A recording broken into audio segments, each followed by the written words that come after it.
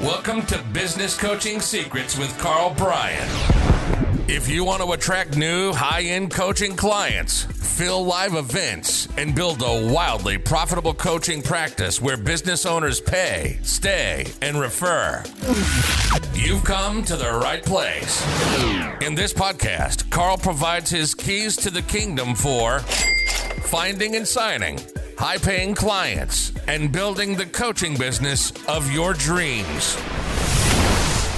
Here we go.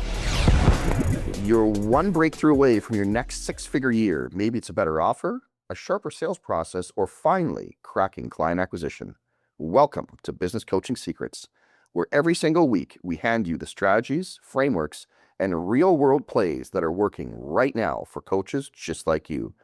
I'm your host, the Road Dog, with none other than Karl Bryan, the man who had to have a pork chop tied around his neck so at least the dog would play with him. Shoots, welcome to the show. Don't you realize my dad used to say that? My dad was famous for making fun of me, like in front of my friends and stuff, which I think, by the way, in life it was not so much fun at the time where I'm like, oh my gosh, Dad, but I think it's paid off a little bit and that humility can be a reasonable thing to have. Anyways, there you go. Well done, Shoots. That's good. That's good. I like it. Hey, listen, I know that, apologies, folks, we're going to jump straight in because it's not like we're doing this via Zoom, and it's not like I literally watch Karl struggle send me an email for 30 minutes. Forwarding emails, not his strong suit, right? It's amazing. It's something else. We'll get there.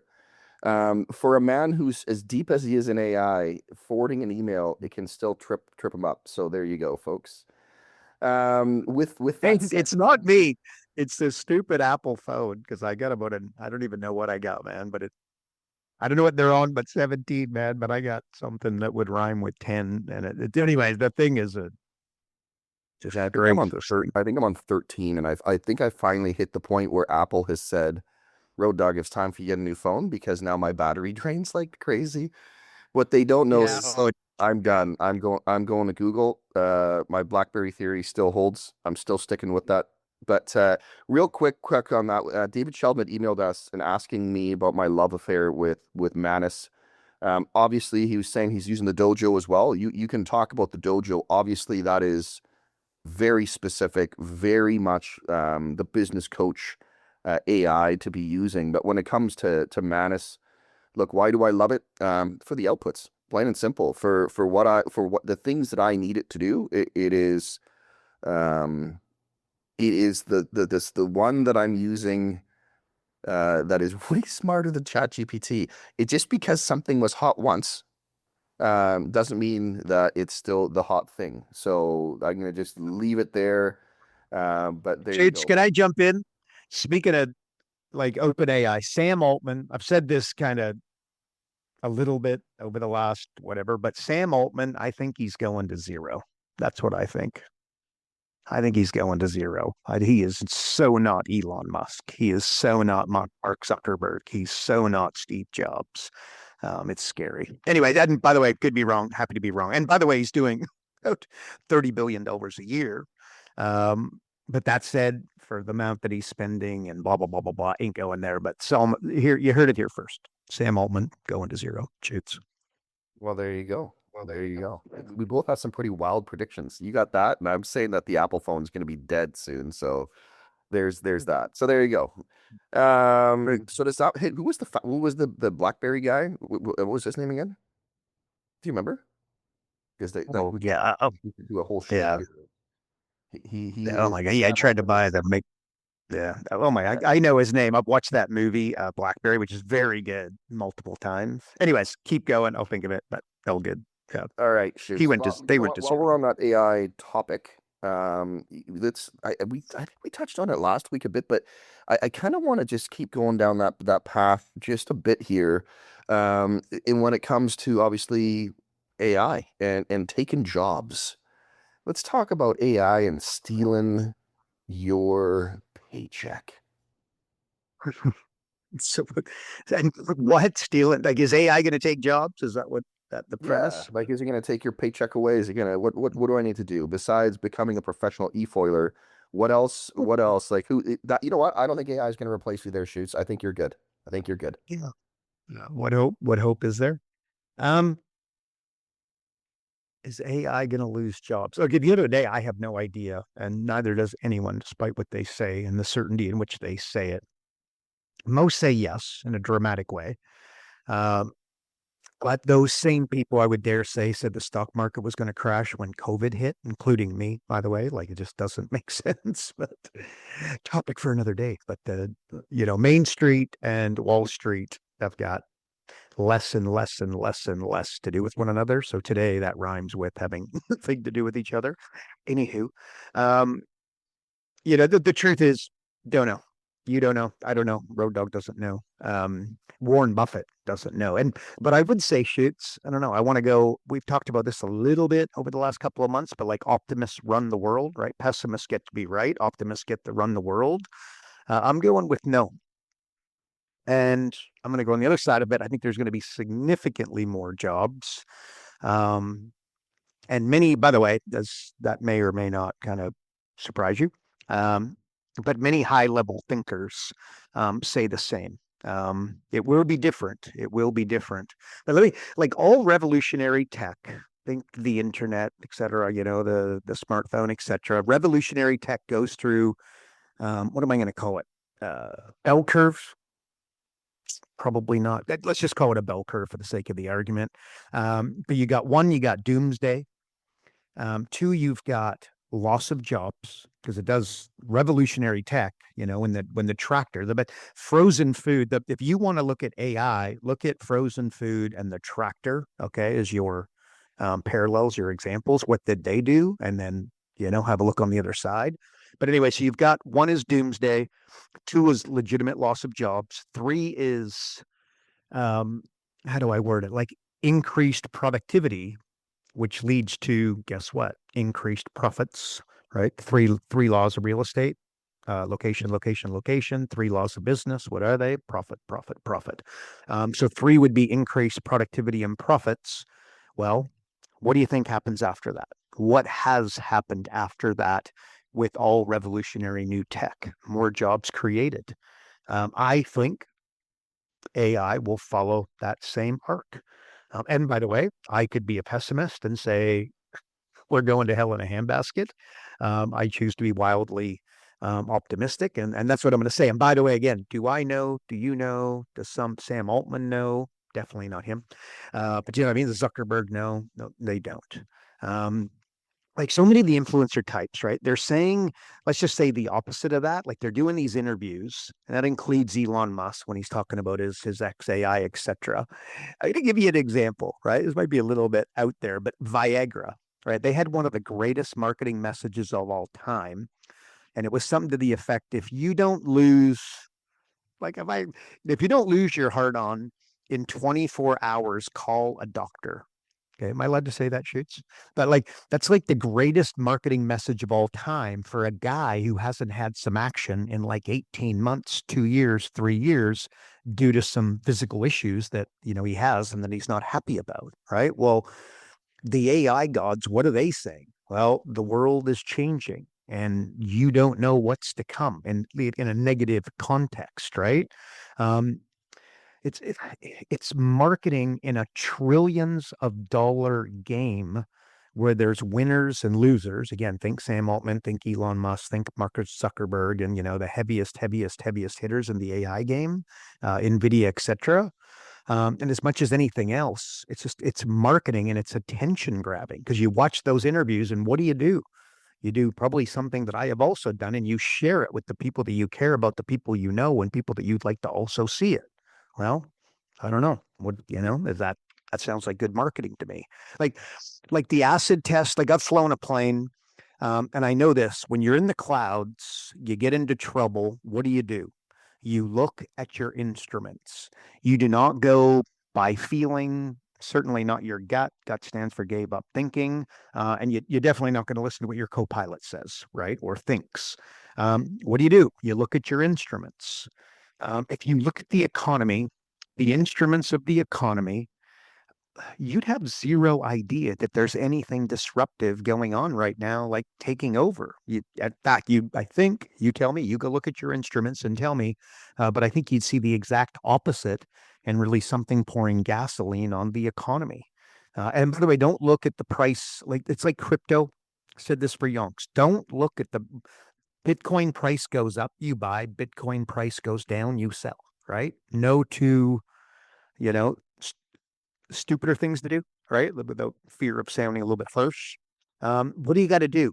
Look at regulation and adoption numbers, and that will tell you whether or not it is a good or bad idea to be jumping into Bitcoin.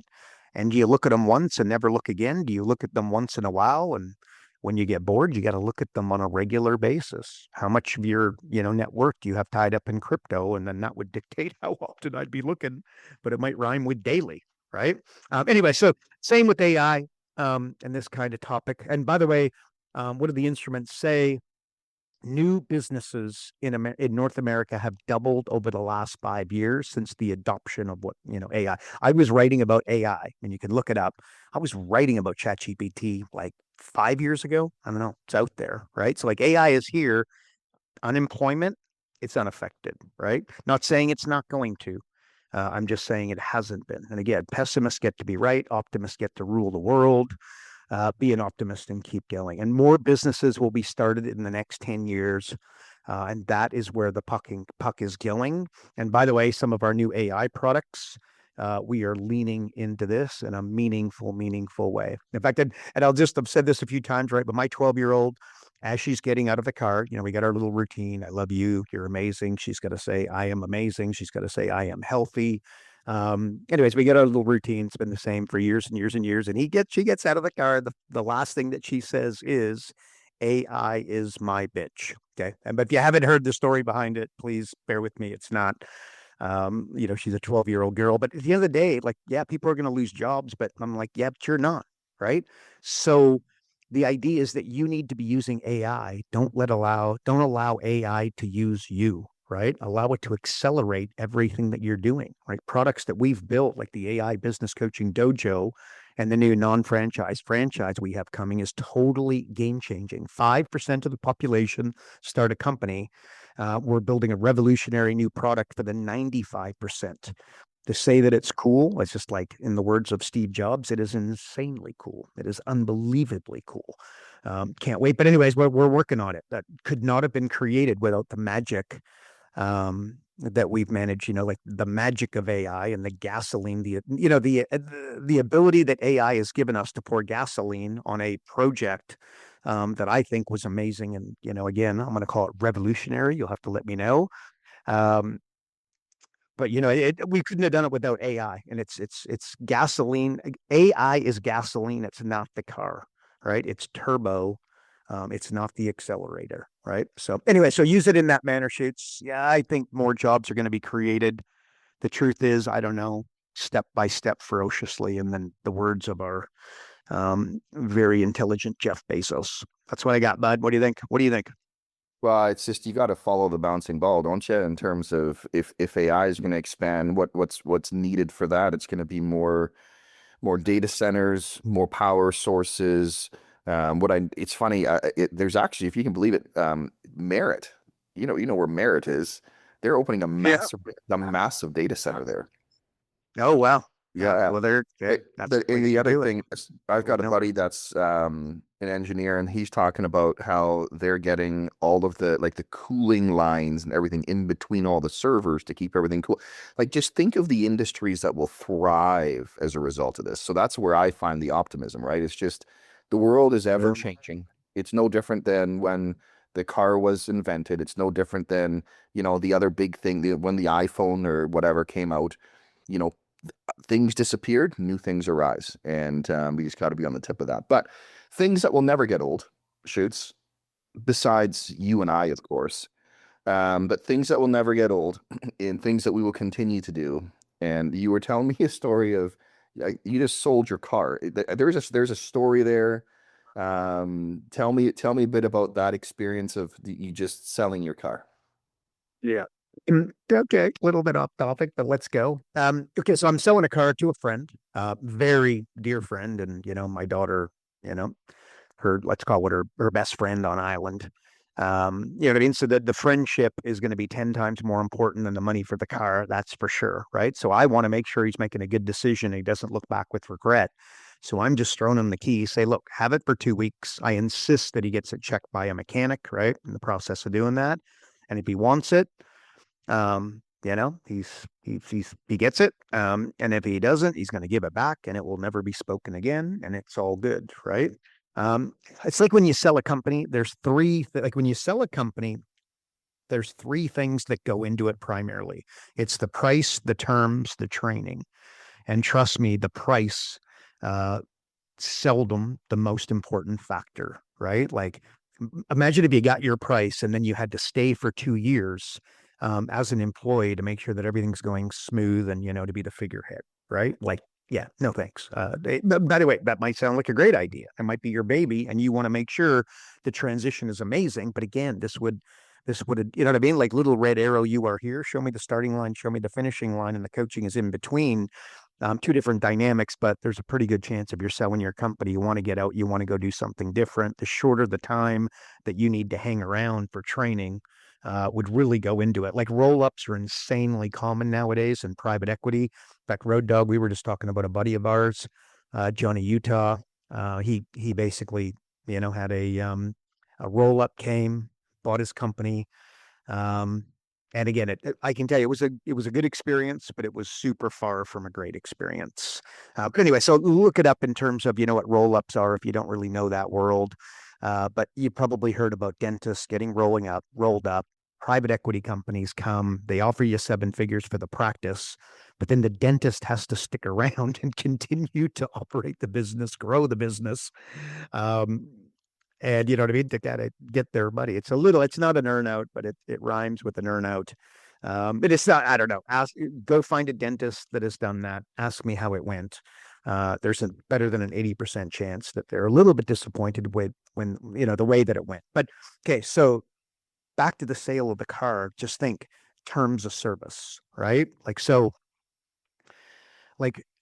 how can you improve the term? Like, think about it. If I was selling you a car and I said, look, I'm going to give it to you. And by the way, I think it's a super, super, super good deal, but I just don't need another car. And, we get insurance and it just sits there and blah, blah, blah, blah, blah. And somebody could be driving. It's an excellent car, excellent shape. Somebody should be driving it and enjoying it, right? So how could you improve the terms of service? No doubt you could see how that's a pretty good deal. Throw you the keys, see you in 2 weeks. Let me know if you want to keep it. Like bill me later or like a free trial. Do you have that? Do your clients have that? What else could you do? Like installment payments. Rather than pay me $500, pay me $100 a month for 6 months, right? So now it's 600 instead of paying up front for 500. Or coaching, rather than $3,000 a month for your coaching fees. What if you did month 1 for 1,000, month 2 for 2,000, month 3 for 3,000 ongoing? You just got a $36,000 client for a $997 commitment, $1,000 commitment, right? Actually, I can't say that without saying like offering third-party financing. Like when you buy a car, you buy a Sea-Doo, you buy a boat, you buy a computer. Often, do you want financing, right? Do you want to sign this paperwork? I used to sell $100,000 coaching programs way, way back in like the mid 2000s, like 2006, 2007, 2008, etc. I always had third-party financing. So I got paid up front and then they paid the lender. So I would get 6 figures in my bank account on Tuesday, and then I would fulfill over the next X amount of, call it 12 months. And they would pay the lender over the next 2 to 3 years with the newfound profits of guiding their business and the way that I was working with them. The upsell, the downsell, the cross-sell, the controlling the cost. I installed the operating system. Back then, I didn't have, quote, I didn't have the exact operating system, but fundamentally I was operating on exact that basis. I just didn't have it as dialed in as we do today, right? But any third-party financing, do you have that? Did your client have that? Should they have that? I dare say yes. Even, you can do like a reservation option. I used to do this with a company I used to own. But just think maybe reserve your spot for the offer to be completed at a later date. Okay. To give you an example, I think real estate sold off the plan would be like the best example I could give or I could give to you. They're not going to move in for 2 years because why? Because the building's not built yet, right? But you don't want to miss out and you can buy at a lower cost. And that way, when you move in, part of the sales pitch generally is that you're going to pay X, let's call it 500 grand for the sake of the argument. And by the time you move in 2 years, our expectations, our projections, what we think is that it's going to be worth $600,000. So when you move into it, you are going to have $100,000 of equity in that property. So here's the paperwork, sign here, right? So, and by the way, we got 100 rooms. 90 of them are gone. So you better be quick or you're going to miss out. And by the way, this one's got an ocean view. This one's got a, park view. This one's got larger windows. This one's got 3 bedrooms and the others have 2. This one's got a bigger kitchen, blah, blah. This one has whatever. This one has a den, right? Anyway, so that, how could you do that? How could your client do that, right? Free gift with purchase. That's an old school one, but again, that's changing, kind of just changing the offer, but it's fundamentally the same, right? Like choice of free gifts with purchase. You've probably seen that 100 times. Spirit Airline went sideways. Could talk about that for a while, but I won't. But like reward points, right? Frequent flyer miles. The more they buy, the more points they accumulate, right? I'm kind of laughing. I wrote a book on accounting, and a lot of people they're like, oh, it's almost the end of the year, so I got to spend to save on taxes, right? And by the way, I'm laughing. I could give you an example where it's a good idea, but I could give you one example where it's a good idea, but I could give you 9 out of 10 examples of where it was a stupid idea, and it's like something they saw on Facebook and start spending wildly. Anyways, ship till you forbid. Chatting to a guy yesterday, just about just this membership, pest control, right? Like the reason I like pest control as a business, there's a lot of pain when the red ants show up. But also I can put you on the drip where I've got to come every quarter, okay, and respray your house to make sure that they don't come back. This isn't a thing where you want to wait until, you don't want to wait 12 months and then I got to come back and the place is a mess. And by the way, they're eating at the foundation of your home, right? Can scare you into that. Anyways, and Shades money back guarantee, double your money back guarantee. I used to do that when I did live events 2 decades ago. Always it went well, probably got screwed once, but never an issue, right? I've also, onboarding was a big part of it where we'd cement it, but not a problem. If you do a money back guarantee and you make 10 sales that you wouldn't have otherwise made, and then 2 people screw you, you're plus 8. Okay. You're good. Right. So just optimist over pessimist, be optimistic. People are not out there to screw you. They're not out there to screw me. They're not out there to screw Road Dog. They're not out there to screw your client. Right. Provided, of course, they're, we got to assume they're doing a bang up job. Right. But anyway, terms, shoots, that was awkward. Then I don't know. There's lots of, you got to adjust the terms. Like again, you sell a company, price, terms, and training. When you sell your thing, when your client sells the thing, how can, instead of adjusting where am I trying to go? Value, right? Instead of going to price, we're going to how can we change the terms of service here to do a bit of magic? I got a car. I want to sell a car. I'm like, do you think I look, here's the other side of it for me. I can answer the phone, which was not going to happen. But you know what I mean? Answer 50 messages on Facebook and have these people ask me all these stupid questions. I can field these calls. My wife could field these calls, or I could just sell it to my buddy, give him a good deal. And then he's either got it or he doesn't. I think it's a great car. You know what I mean? Do you see how painless this is going to be? I'm not going to take a single phone call. And the thing's going to be done. But how did I do that? I changed the terms of service. And also my friendship with him will not be hindered in any way. So if you love it, you keep it. If you don't like it, we're going to park it right where it is, and we're never going to speak about it again. And I don't even need to know why. It's all good. You found another one. Good. I'll sell it. Anyways, so I think terms are like a hack of business is what I'm trying to say. You get your price and then they just get paid differently. Okay. And that rhymes with delayed gratification. People much taller, better looking, and smarter than I would call a superpower in business. Those who are willing to delay gratification get a lot of spoils. I dare say they need to be optimist versus pessimist. Optimist shoots. That's my answer. That's the hack, bud. Okay, well, speaking of hacks, so number one hack, you can only have so many Rolls Royces in your driveway, clearly, folks. So there's number one. This ain't a this is a Range Rover, shoots. This isn't a Rolls Royce, and I don't Here you go. I don't want a Rolls Royce, and I don't have a Rolls Royce, shoots. Just the Rolls Royce of e-foil shoots. That's what you got parked right there. But I do have the shoots. Shoots. This was correct. My e-foil is freaking amazing, man. So keep all going. right. So like that with the business hack, give me another one. But like, let's can Karl Bryan deliver in a single sentence? I don't know. I'm taking the, what is it? What's the one that's not going to happen? The over or the under? I don't know. It's over. Okay, what am I? You want another business hack, but in a sentence? You want me to keep it? We're going to keep it real? Well, you know what? There's certain realities in life, and Karl explaining something in a single sentence is probably not high on that list. But yes, do your best, shoots. Do your best. I am a talker, shoots. I'll give you that. There's many. Be okay. Okay, it's okay. I'm just trying to go to my car sale. Like what? I'm okay with no, right? There's a chance this car's coming back, right? I'm okay. You know what I mean? Not a, it's a Range Rover, right?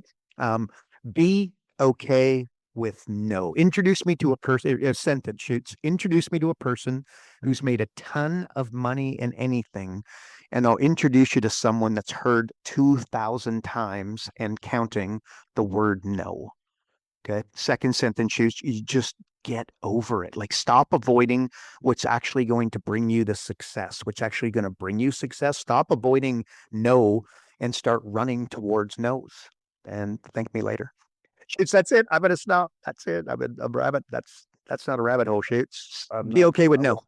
I wasn't prepared for such a quick answer. I was just settling in, getting another cup of coffee, starting to make some breakfast. Are you sitting on the toilet again, shoots? That happened, I know that happened the other week.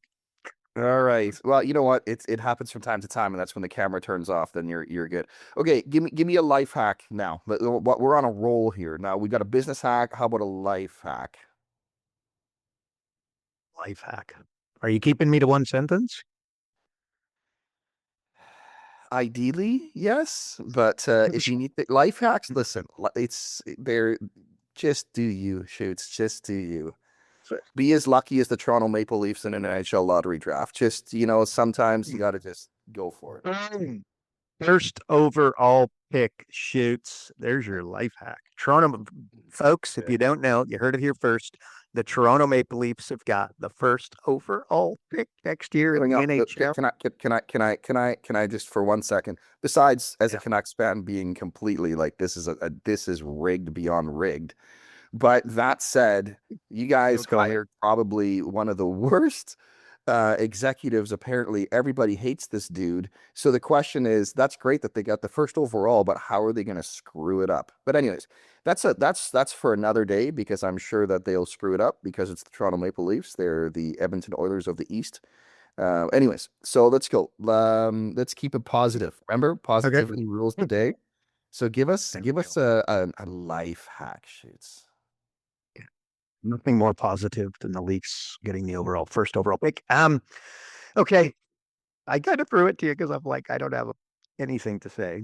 Here's what it's not timing is everything. It's everything is timing, right? You got to learn to use it, right? I was thinking about this last night when my wife and I were watching our 12-year-old daughter, so I went e-foiling with her. We came in and then she was just kind of doing it, and, it's the backyard, right? But one of the greatest life hacks of all time is change of environment, right? Like on a dramatic level and as a frame, full on move, right? Everything is new. Everything is exciting. New house, new neighbors, new drive home, new kitchen, new view, new friends, new places to go, right? Like if you brush your teeth, I've said that, like you brush your teeth with you're right-handed, you brush your teeth with your left hand, it's insanely positive for your mental health. Let's just put it that way, right? Imagine what moving does for you, right? And I've been fortunate to live and spend extended periods of time in many places around the world.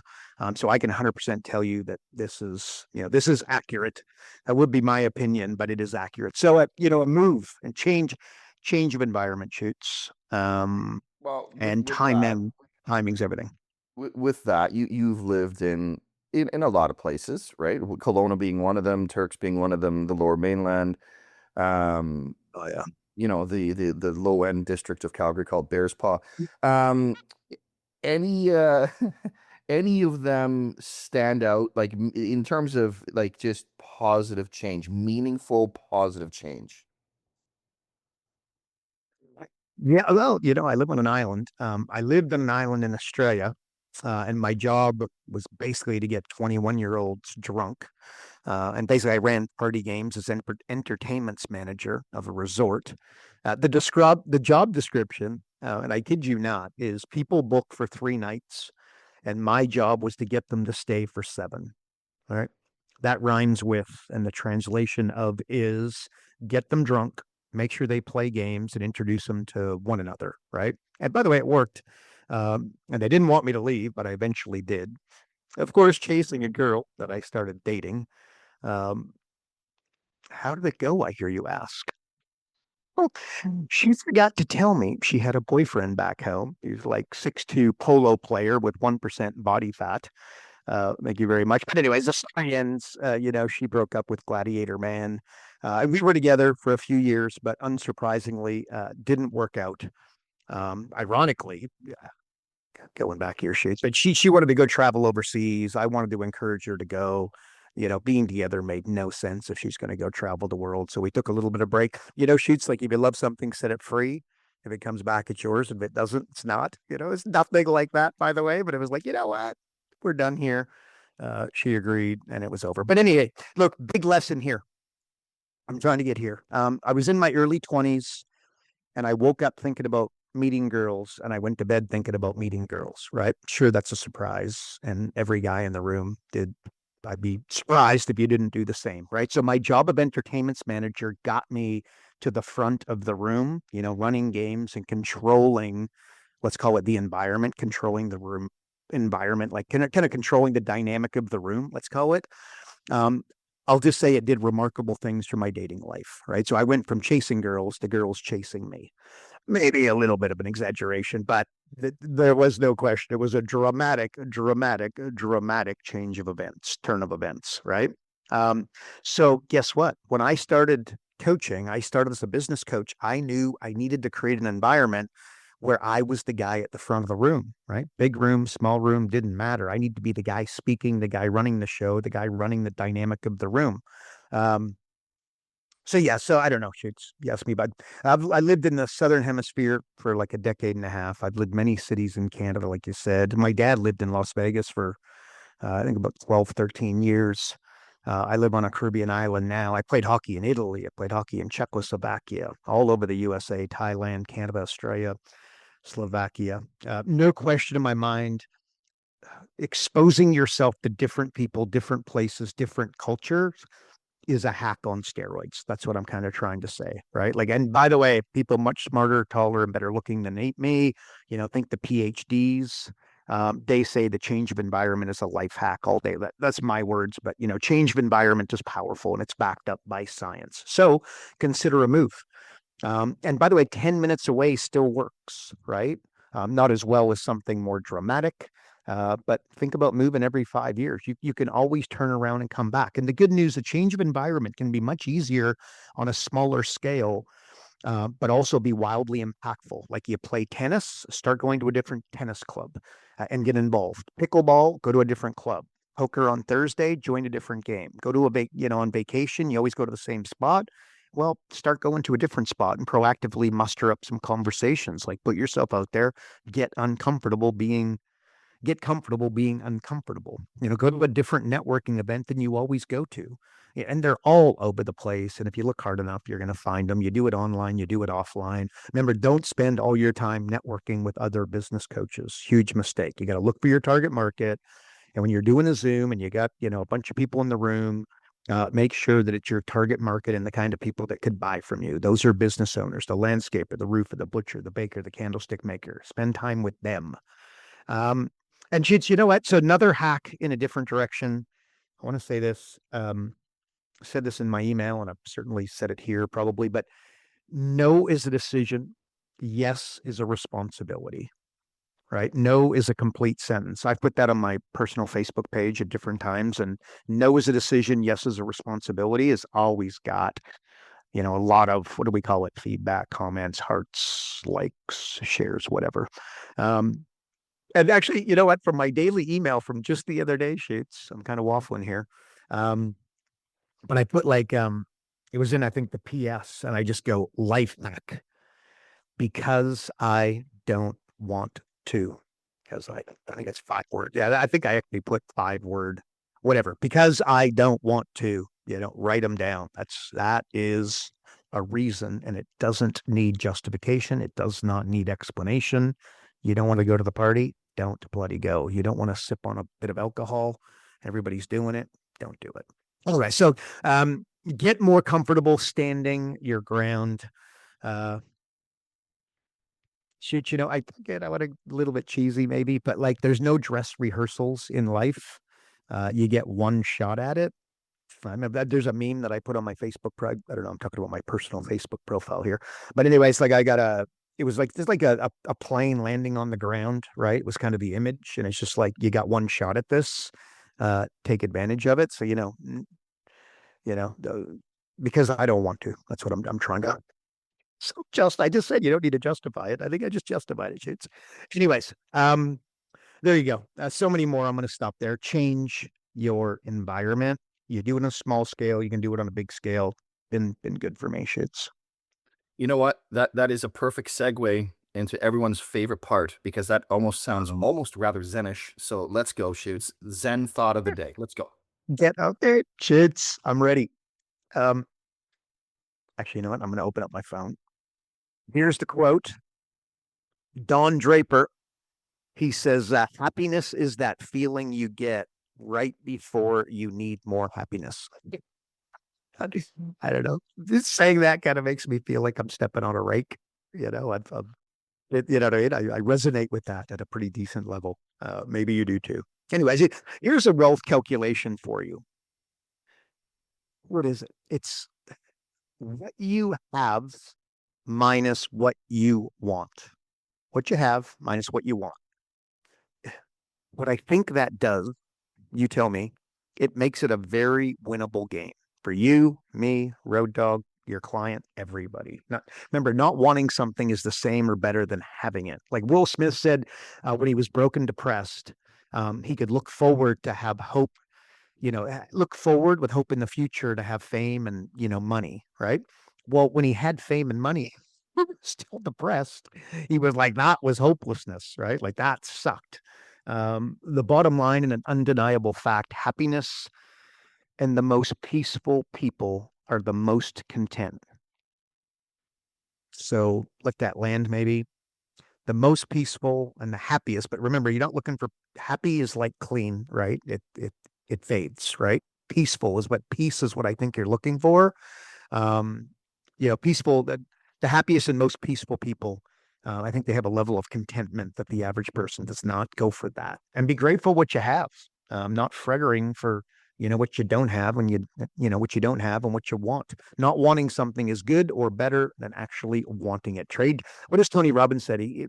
He says, trade your expectations for appreciation and your life becomes a miracle. That might not be perfect, but that's real close to the words that Tony Robbins uses repeatedly in that regard. And here's another one. Shoots. So within, so without. Or no, as within, so without. Might be messing that up a little bit, but I think I got it. As within, so without. Just, it didn't take you too much to learn, but it's going to take you a lifetime to truly understand, is the way that was kind of described to me.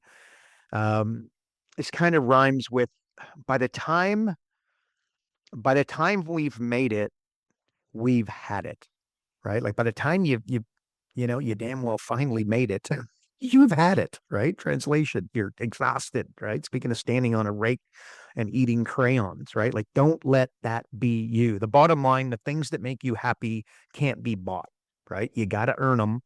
I encourage you to go for those things and things you can control, right? Close friends, family, relationships, a healthy body, healthy organs, right? Having a couple beers, I think that's great. Having 10 beers, not so good. By the way, talking to a guy who's drank 10 beers on many, many occasions. But you know what? I did it when I was significantly younger, and just now I'm just, it's not going to happen, right? It's not going to happen. Anyways, like a toned body, meaning and purpose would also fall into that. Meaning and purpose doesn't fall out of the sky onto your head. A peaceful mind would fall there, not happiness, but peace, a peaceful mind. I think you got to earn that. They need to be earned. A suntan versus a spray on tan, right? Go get a suntan, get into the sun, go for a walk. It's easy for me to be jealous of what Elon Musk has got, right? But I am not jealous of how he got it. And by the way, I'm not jealous of Elon Musk, and I would not trade that life for any amount of money or any amount of power in the world. That's for damn sure. But, but no doubt you could, you get the metaphor, hopefully, right? I want them to know my name, not my face. Fame would be like the world's worst punishment in the world for me. But anyway, that no doubt, everybody, they get jealous of what you got, but they don't get jealous of how you got it. I think that's a good frame. But anyway, so it's, what did I say? So happiness is the feeling you get right before you need more happiness, right? Happiness, don't make that your goal. I think that's what Don was saying. Shoots, that's all I got, bud. How do we do? Amazing. Love it. What was the quote? I saw this coffee mug that said, "You're not Don Draper," but then again, neither was he. Nice. So good. All right, everybody. Well, thanks for hanging with us for another episode of Business Coaching Secrets. Here's the deal. If you want more of this every single day, Karl sends out daily emails packed with coaching strategies, client wins, and stuff that's actually moving the needle.